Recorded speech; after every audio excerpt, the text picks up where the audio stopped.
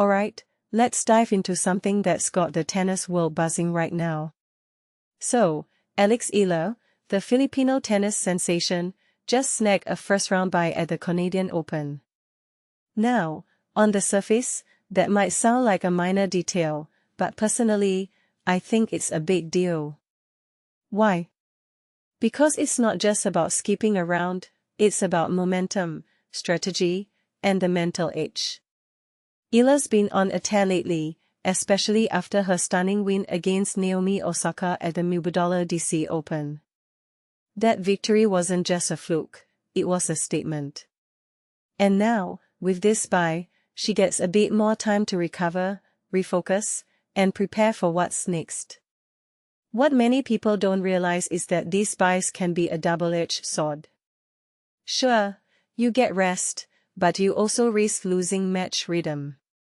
So, how Eala handles this could be a fascinating test of her mental game. Now, let's talk about her potential second-round matchup. She's up against either Alycia Parks or a qualifier. Parks, if you remember, handed Eala a tough loss at the Australian Open earlier this year. That 6-0, 3-6, 2-6 scoreline was a wake-up call, but here's the thing, Eala's evolved since then. Her recent performances show a player who's not just physically stronger but also mentally sharper. If you take a step back and think about it, this rematch could be a defining moment for her. It's not just about revenge, it's about proving that she's grown, that she's ready to compete at this level consistently.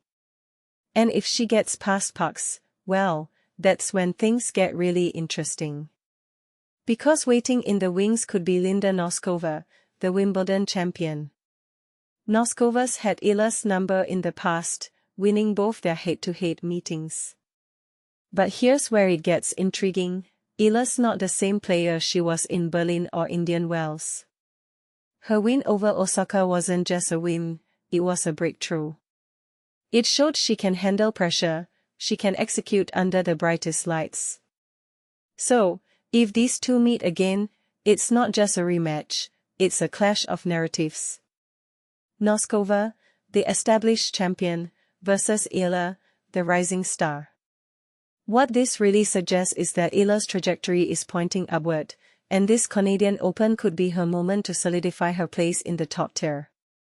One thing that immediately stands out is how Eala's journey reflects the broader trends in women's tennis right now. The sport is seeing a wave of young talent challenging the established order. From Coco Gauff to Iga Swiatek, the next generation is making its mark. Eala's part of that wave, and her recent successes aren't just personal victories, they're part of a bigger shift.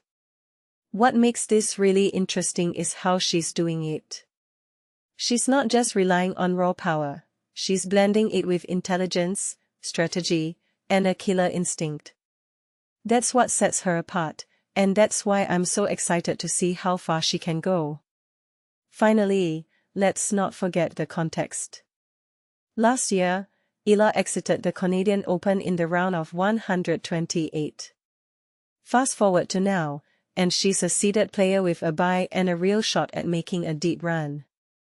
If you ask me, that's a testament to her hard work and resilience. Tennis is a brutal sport, with highs and lows that can break even the toughest competitors.